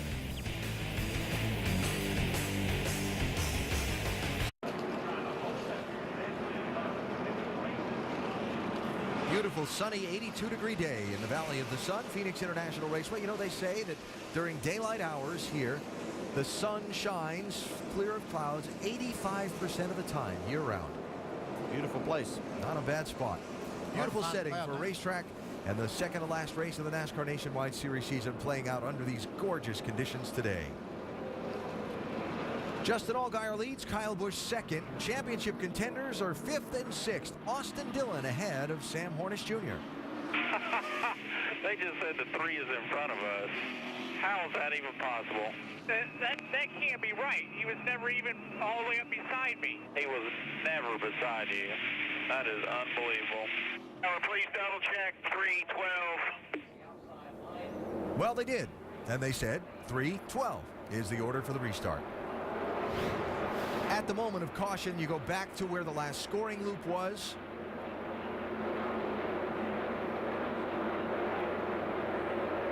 I think it's obvious he was up beside him at some point, though.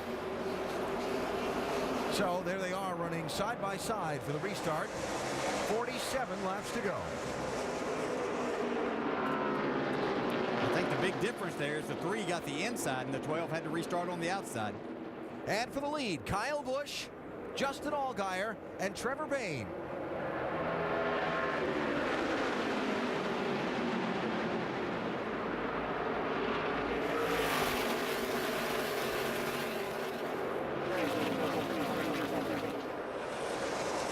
Kyle back out in front.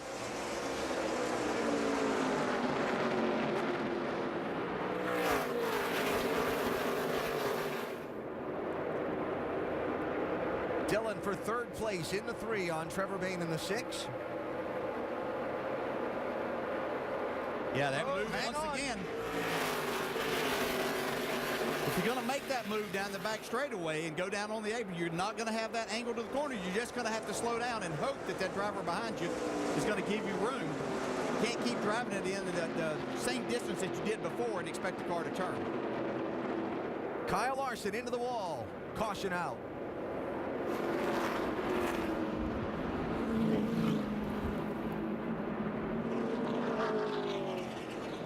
Has the right front tire down. Don't know if it went down and caused him to get the wall. Sure looks like that might be the case. Running in 15th place.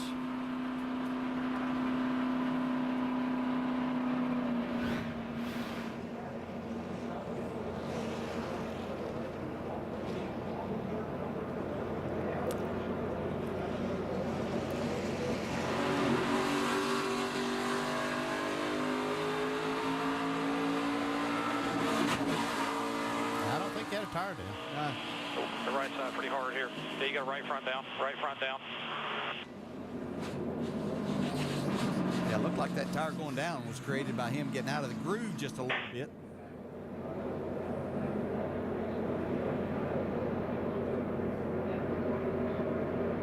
You're going to need that. Well, not that one. Or a replacement for it.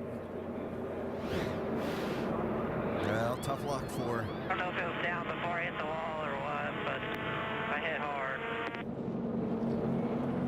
I don't know if he's been down on that apron in the dog leg back there or not, but I always get concerned of getting down there, and because that is so flat, the trash and things doesn't have anywhere to go, and you can run over something very easily to puncture your tire and have a slow leak or create a bigger issue, and I always wonder about that happening.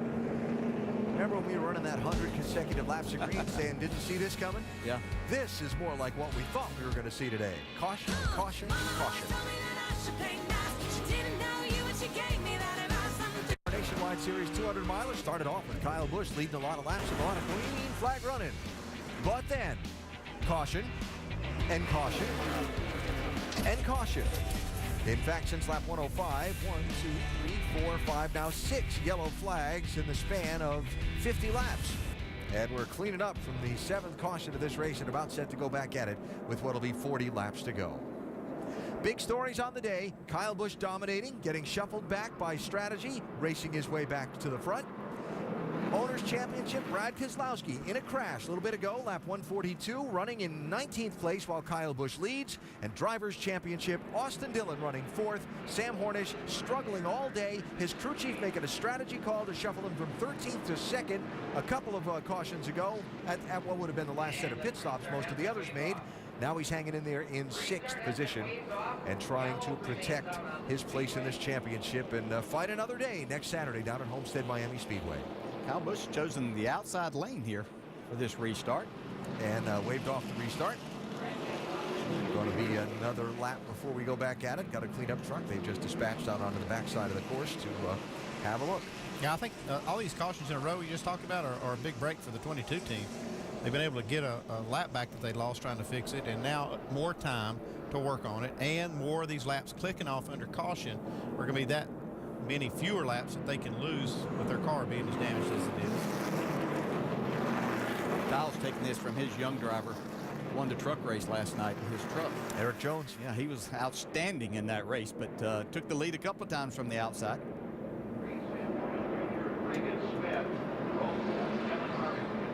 So a look at your restart order coming up here. 19 cars on the lead lap. And a lot still to be decided with as much bumping and shoving and wrecking as we've seen lately. That is not, I'm sure, a comfortable feeling for these drivers fighting for the championship. And so far, Sam Hornish hanging in there. He's in 6th, so the little gamble's paying off to this point. Big gamble, I should say. Nothing little about that. Look at those numbers. 1 in 105, 6 in 54. And counting.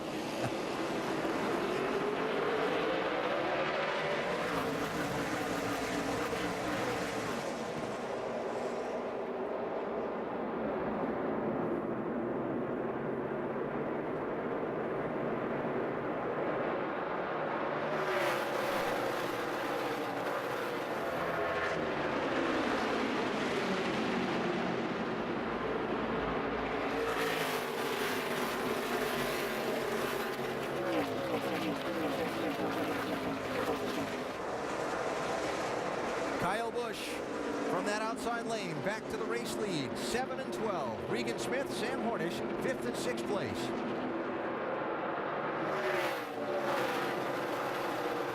And for 2nd, Austin Dillon under Justin Allgaier.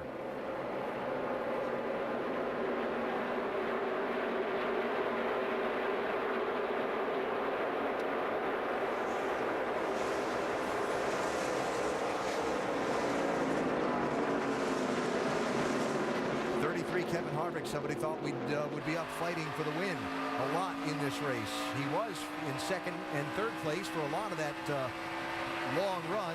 Shuffled back by strategy. Now finds himself fighting for 7th place here with Brian Scott.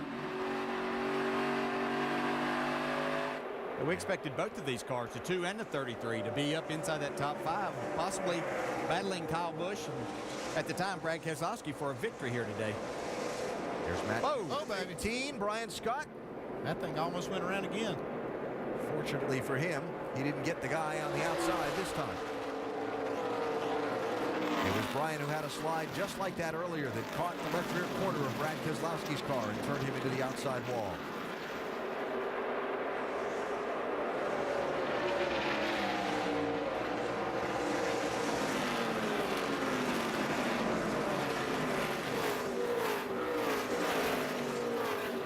Team that has struggled with the handling of their race car the whole distance today. The whole weekend, actually. Sam Hornish and this 12 bunch. When everybody else around them pitted at lap 132, Greg Irwin, the crew chief, left the 12 car out on the racetrack, as did Mike Kelly, Trevor Bayne's crew chief. Bayne went to 1st.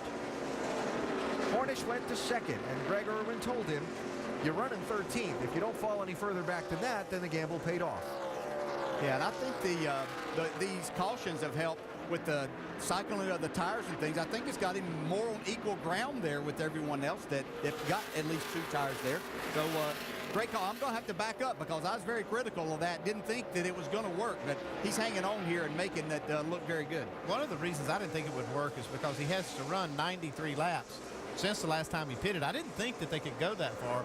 We heard Greg Irwin say that they were good to go on fuel, and that was before we had all of this rash of caution flags. So right now they should be really good on fuel.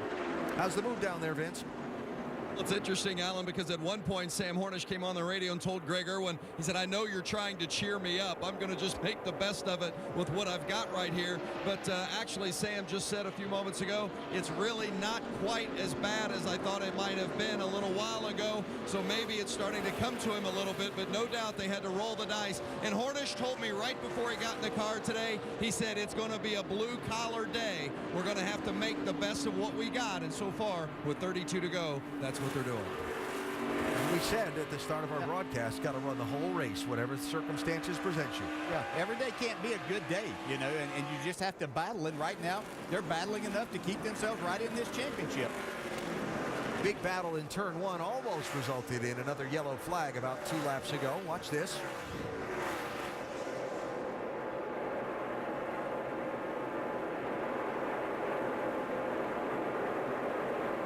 It looked like Drew Herring was trying to actually cut a 2-car break right there. That got to the back bumper. Nice save, though. Yep. Herring filling in for Brian Vickers in the Joe Gibbs 20 here, and hoping to be the driver that gets the nod to do so next week at Homestead Miami Speedway. Kyle Busch has led 139 of 170 laps that have been run so far. Back out in front after getting shuffled a little bit by strategy earlier. 25 laps to go today in Phoenix, and then there'll be just one race left to decide who'll be the NASCAR Nationwide Series champ.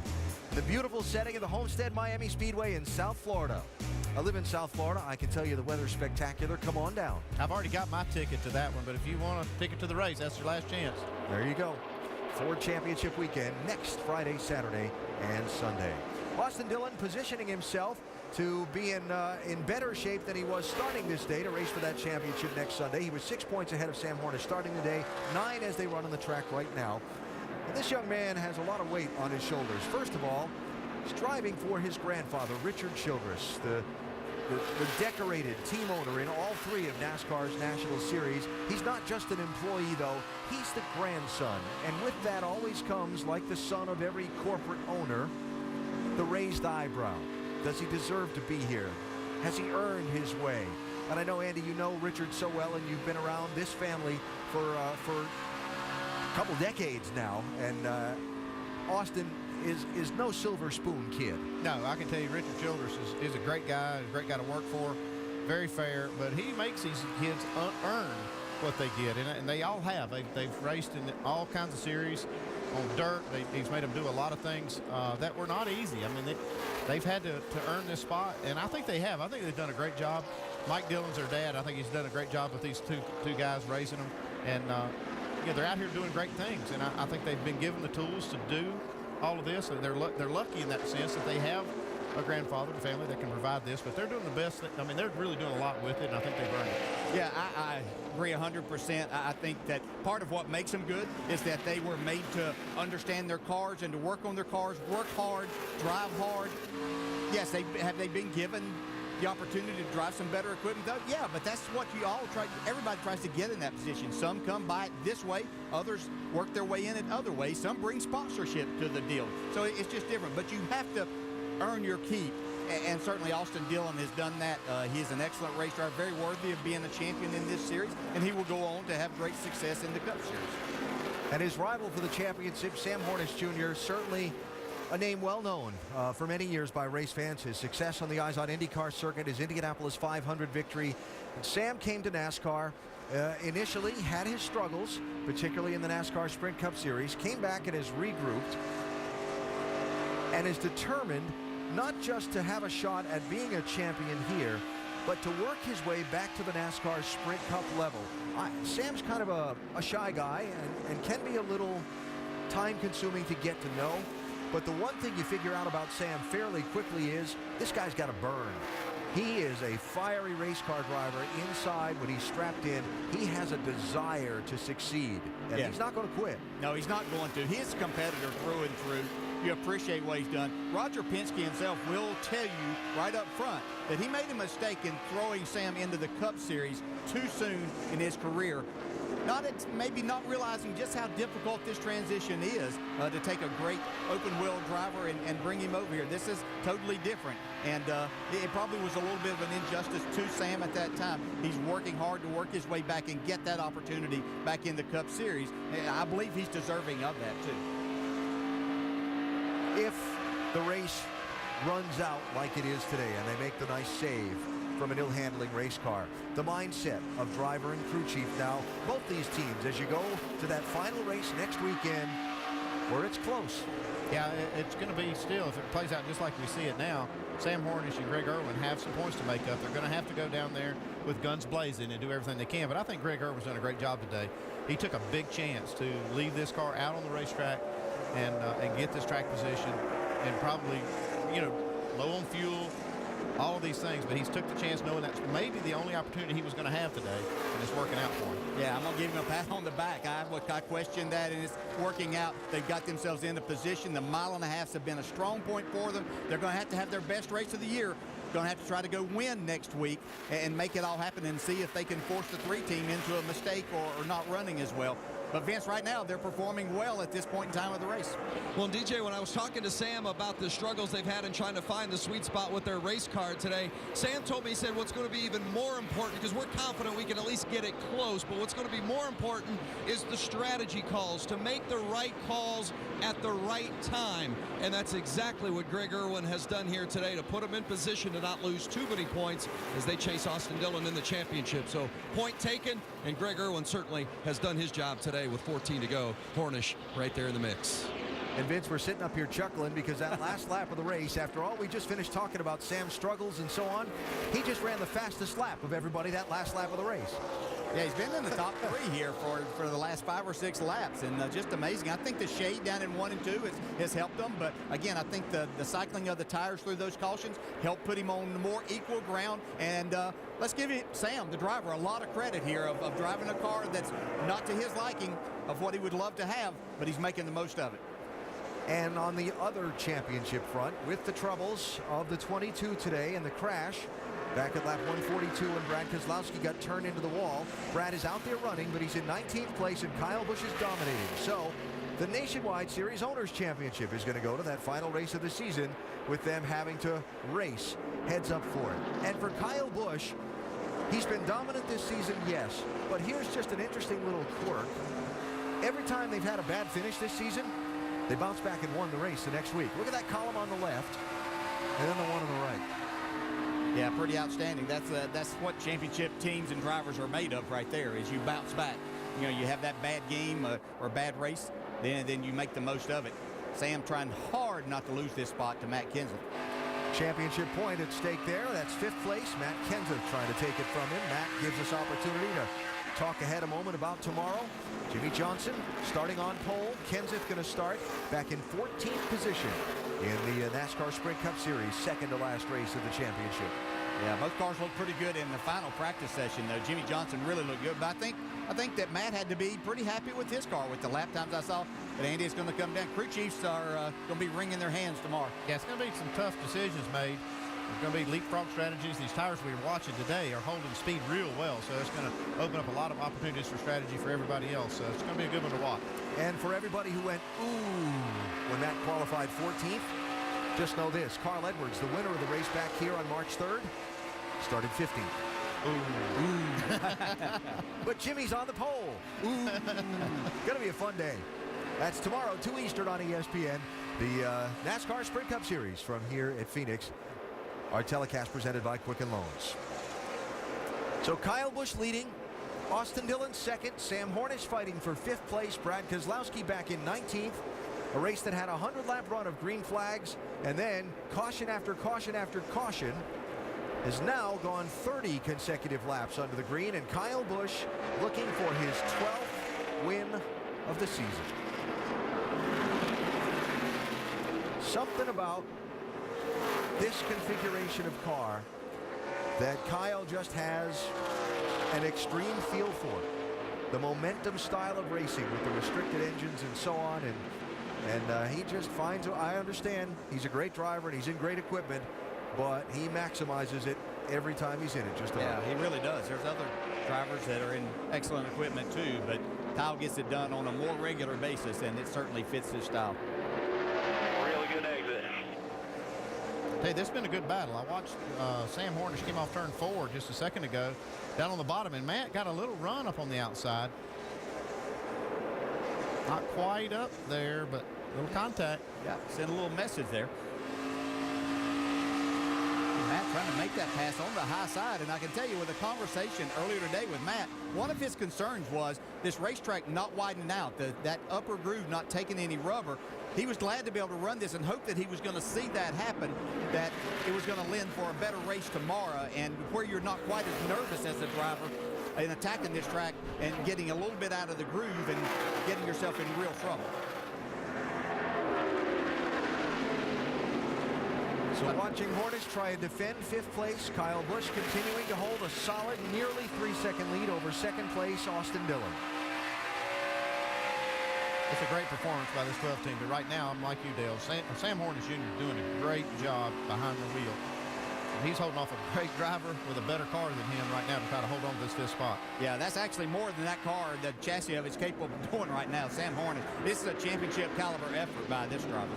Remember Jeff Gordon being asked before the Texas Sprint Cup race a week ago that to have a shot at it at Homestead, he felt like in this point system you had to be within 10. So even if Sam gives up this 1 spot to Matt Kenseth, he'll be within 10 going into the final race. Jeff felt like anything farther back than that and you were relying too much on luck. If you're 10 or within, then you can race for it. Yeah, single digits just sounds a little bit easier to overcome. If nothing but just a mental thing. Yep.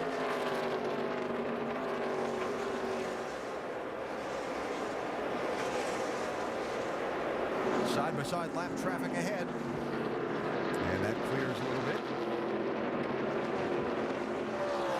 24, Kelly Admiral, the young Canadian, making his Nationwide Series debut, giving room. As does Joey Gase from Iowa in the 52. Yeah, Sam did a nice job there getting himself back into position to make an arc in there from going down on the apron back there. And that's how you're supposed to do it if you've got that position to do that. Actually put a car length distance on Matt. Nothing happening up front. Kyle Busch has a half a straightaway on 2nd place Austin Dillon.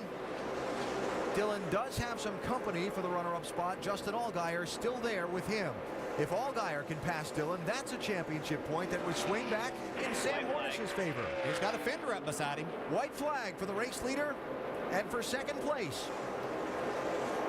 No contact. Allgaier saying, you got more to lose than I do here.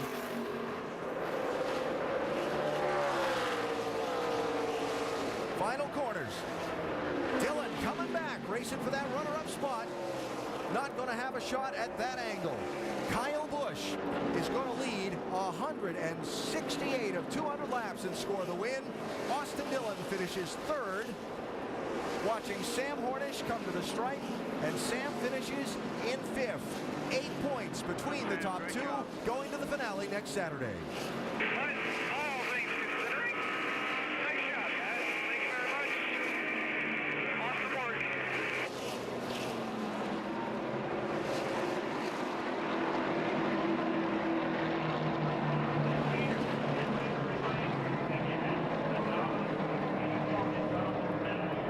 And for Coach Gibbs, he'll be 4 points behind Roger Penske. 54-22 for the team championship. Entering that finale next weekend. Brad Keselowski finishing 19th today. Yeah, Kyle Busch is going to get the trophy, and deservingly so. He had the best race car and did the best job. But Sam Hornish is a winner in this race, too. Kept his championship hopes alive with a tremendous effort behind the wheel.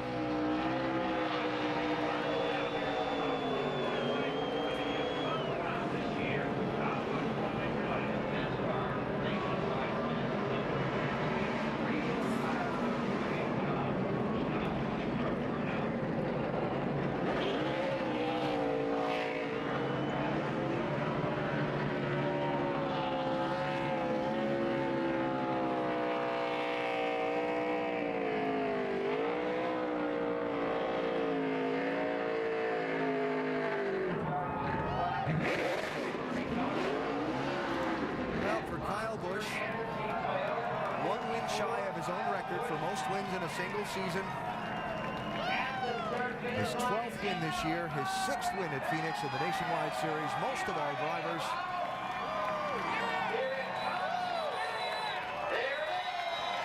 And the Las Vegas showman's bow. Once again for Kyle Busch.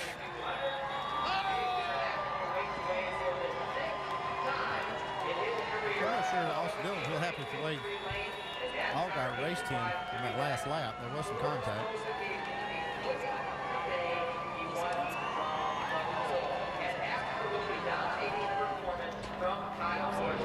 And what a job today by that driver and his team. It's about as hard a fought a fifth-place finish you'll ever get. Guarantee you. Post-race coverage coming up from Phoenix International Raceway. Kyle Busch wins, and the championship still close, going down to the finale next Saturday in Homestead. Turn our attention soon enough after the victory celebration to the second to last race of the chase for the NASCAR Sprint Cup. Jimmy Johnson on pole, Matt Kenseth starting 14th.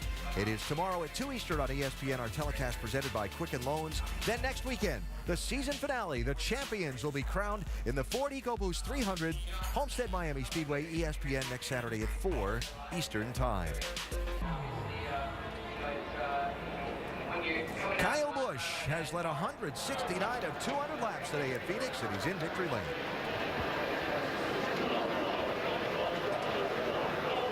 Kyle Busch getting ready to celebrate his 6th win here at Phoenix International Raceway.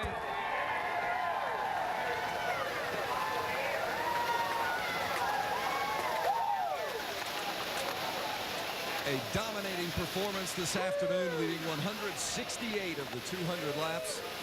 Well, Kyle, what is it about this place? How do you explain the mastery? You've won here 6 times, including both races this season. You and Adam Stevens and this Gibbs crew have got on this racetrack. Yeah, we certainly have. I mean, even a few years ago with me and Jason Ratcliffe, we had a good taste of this place. So just can't say enough about Adam Stevens, everybody at JGR, all the guys in the engine shop, chassis shop, body shop. They all do such a great job in these nationwide cars for me. And can't say enough about Monster Energy. Appreciate their support this year. Toyota, Butler Built, and Nationwide Insurance. Fun to race in the series here, and of course the fans. You know, we appreciate their support. It's fun to have them out here. I feel like the West Coast is a little more Busch friendly, so nice to be out on this side of it, anyways. But all in all, great day today. I mean, just really, really fast race car. There, that one restart, I kind of got bottled up and got loose, got back a little bit, but worked my way back forward and made a little bit of a race of it, anyway. So. You know, just dominant performance by these guys. They do a good job for me and makes my job look a little easier. You had something to do with that too. Some bad luck for Brad Keselowski today, and as you look at the Owners' Championship, you go to the final race of the season. The 54 is just 4 points behind the 22. What kind of motivation does that give you for Homestead? Well, I didn't know where the points were going to wind up. I saw his trouble, obviously. I hate it that you know, you have trouble like that when you both are racing really well and racing for potentially a win together. But all in all, you know, that's just what the sport's all about, man. Last week we had bad luck, and you know, just wasn't any of our doing. Just stayed out, got too loose on the long run, and wore the right rear to slam out, and you know, spun into the fence. But guys turned the car around, got us back out there, and tried to salvage as much as we can, which 22 did that as well today. So you go into next week, you push hard, you do the best you can, and you try to come out there with as many points as you can and see where it all tallies up at the end. It's going to be an exciting championship battle next week at Homestead for the owners' points. But today here at Phoenix, it's all Kyle Busch winning here for the 6th time. He saw and he literally dominated. The spoils of victory. And the championship standings now for the driver's title heading to that finale. It was 6 points between Austin Dillon and Sam Hornish Jr. starting this race. Now it's 8 points. After Hornish with an ill-handling car, his crew chief making the call to leave him out of the racetrack. They went from 13th to 2nd. They finished 5th, while Dillon got shuffled on the last lap from 2nd back to 3rd. Jamie? It was a hard-fought day all day long for Austin Dillon. The last lap, you and Justin Allgaier, he raced hard, and you had some words with them. What did you say, Austin, and what do you expect from these guys who aren't battling for the championship? They're going to race hard. I mean, it's just in the nature of race car drivers, so it can't get too upset. It's just, you know, running for a championship, like you said, and I think he got in, but he said he didn't, so I'll have to watch it later. But I'm happy with our guys. They did a great call during the race. You know, we kept up with track position all day, had a good car, just not good enough to run with Kyle. It was a good day other than that. You gained 2 points. You have an 8-point advantage now over Sam Hornish going into the final race. You've got your playoff beard going on. What is your mindset going into this final race as you look for your first championship in Nationwide? Just stay focused, you know. don't sweat anything. Just go after it and try and bring it home. It looks like Justin getting in there right there. I was watching it. I don't know if he did or not, but it didn't look like it in the replay. So it's just hard racing, and I got to expect it from here on out. You know, it's a tough championship battle, and hopefully we can win this thing. Austin Dillon brings it home third. Let's go over to Doc. And what an afternoon for Sam Hornish. Sam, talk about the gutsy call by Greg Irwin, which gained you about 10 spots, and then your aggressive drive the final 25 laps to be able to hang on to 5th place.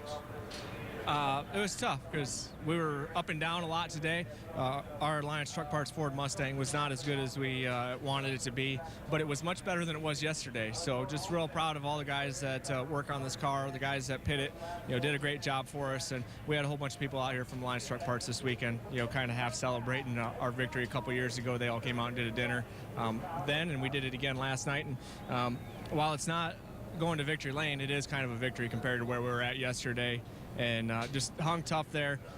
Matt Kenseth, what a champion race car driver. He ran me real hard there, real clean as well. And I had a lot of fun racing against him. Wish we were faster and we could have went up and at least competed for a top 3. But just one of those days. Now, you won 3 IndyCar titles in close battles down to the wire. It is now 8 points between you and Austin Dillon. You said, all I want's a chance going to Homestead.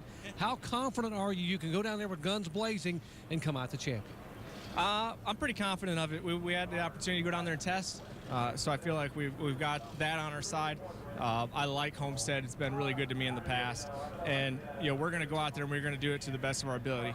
This morning I said I don't know if we're going to be able to gain any points today, but what we need to do is keep it manageable when we go to Homestead. And 8 points, while it's a lot more than what we'd want, it is manageable. And we can go out there and we can race hard, and, we lead a lap, lead the most laps. We're going to have a shot at it, but, you got to beat Kyle Busch first. So we're going to go and try to see what we can pull out here.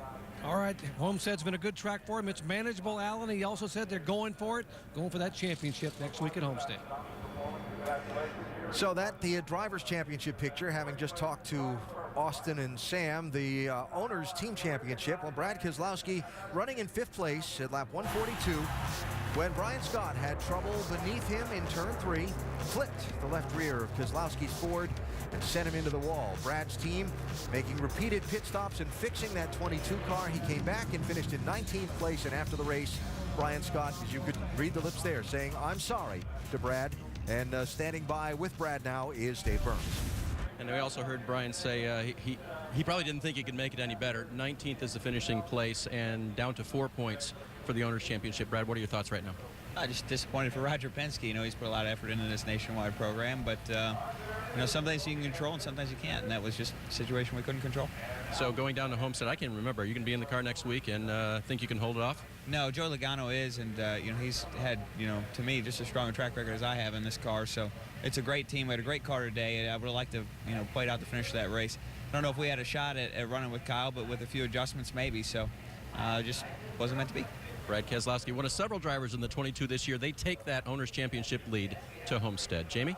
Justin Allgaier brings it home second. His best finish here. You were third in the spring. Great run overall. Take us through the final laps there. You're battling a guy who's going for the championship, obviously. Yeah, it was a great day for our brand Camaro. We had a really good car in the spring and brought a lot of those notes back. Even though it was a different tire, felt like we had a really good car in practice and battled it out all the way to the end. Austin and I were racing really hard, and we're trying to stay in the top 5 in points too. So, it was definitely a good points day for us and a lot of fun racing Austin. We had quite a few times there we were racing and throughout the day. So, I can't thank the guys back at the shop enough. They've done a great job, Turner Sky Motorsports, and this whole Brant team has just been on a rail. So, looking forward to next week, trying to stay in that top 5, like I said, and go to the banquet and go represent our team well. And thanks to Nationwide Insurance, because this is the funnest race I think I've ever had at a short track. So it was a cool day.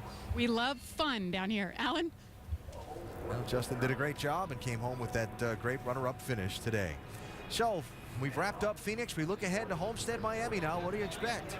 Great battles for the Owners' Championship and for the Drivers' Championship. We got them close, and they're going to have to drive and make it happen. Yeah, I heard Sam Hornish talk about how he needed to lead the most laps, win the race. I think they got the right mindset. If they perform like they did here today, they might have a chance of doing it. Well, Kyle Busch dominant again at Phoenix. He led 169 of 200 laps, and he scores his 12th win of the season. Kyle among those in the field tomorrow for the NASCAR Sprint Cup Series race here in the Valley of the Sun. We're on ESPN at 2 Eastern. Our telecast presented by Quicken Loans. College football scoreboard is next. This has been a presentation of ESPN. Kyle Busch dominant again at Phoenix. The Owners' Championship close. The Drivers' Championship close as well.